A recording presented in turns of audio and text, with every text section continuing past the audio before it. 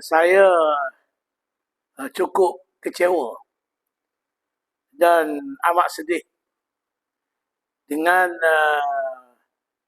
penyusunan semula kabinet baru Madani yang diumumkan oleh Datuk Seri Anwar Ibrahim. Saya melihat apa saja isu dalam konteks kepentingan orang Melayu, dalam konteks kepentingan kaum Bumiputera, apatah lagi dalam konteks Islam sebagai agama persekutuan.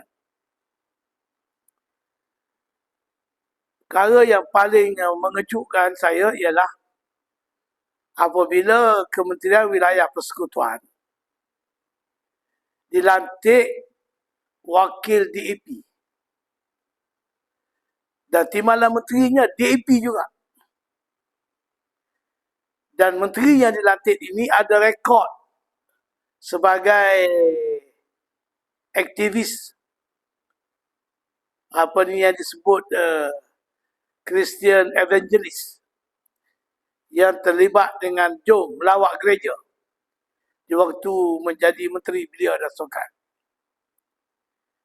Dan kita dah baca buku dia, Hannah Yoh, dan kita dapat mengenali siapa dia.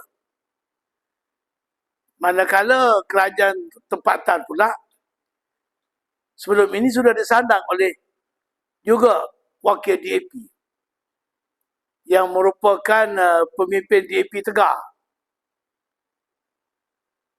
yang telah menimbulkan banyak juga kontroversi sebelum ini.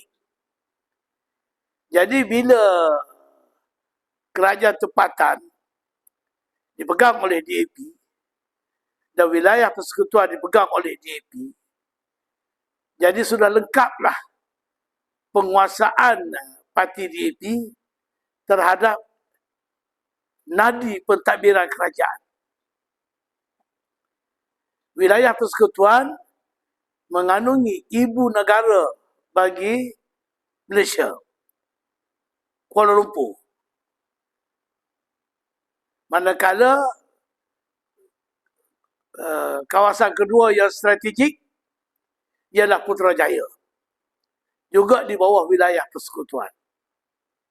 Jadi kalau ibu negara Kuala Lumpur, bandar yang segala-galanya, dan Putrajaya pula di bawah wilayah persekutuan, dan kerajaan-kerajaan tempatan iaitu majlis-majlis pembandaran, majlis daerah di bawah kerajaan tempatan. Jadi ini menunjukkan dan membuktikan bahawa Perdana Menteri Anwar Ibrahim tidak peduli apa akan jadi kepada orang Melayu selain pada nak menjaga hati DAP bagi mengekalkan jawatannya sebagai Perdana Menteri. Jadi, maknanya perbuatan beliau ini akan menjadi kenangan sejarah bagi orang Melayu buat selama-lamanya.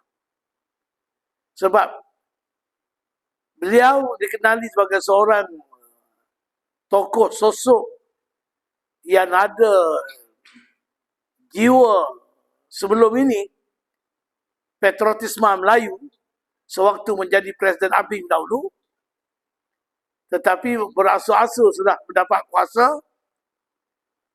bukan lagi sebagaimana yang kita kenal beliau seperti seorang tokoh yang punya sosok patriotisme zaman menjadi Presiden ABIN. Tergamak dia buat perkara ini demi menjaga kuasanya. Begitu juga kementerian-kementerian yang lain, kementerian yang strategik juga dikuasai oleh pihak-pihak yang boleh menjejaskan juga kepentingan orang Melayu. Termasuk Kementerian Pembangunan Usahawan, contohnya lah. Kementerian Digital, ini perkembangan teknologi baru yang boleh membantu banyak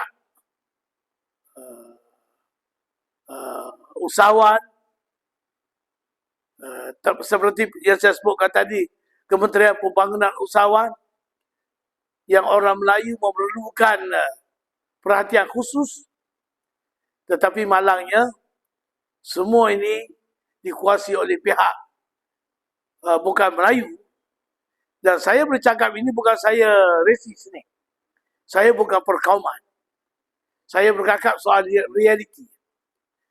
Realiti maknanya bila tampuk pemerintahan atau kementerian itu dipegang oleh kaum-kaum tertentu, sudah barang tentu kaum tertentulah akan mendapat perhatian lebih, manakala kaum Melayu kita ni memerlukan perhatian yang lebih daripada lebih. Mana kita sudah kehilangan tongkat sakti.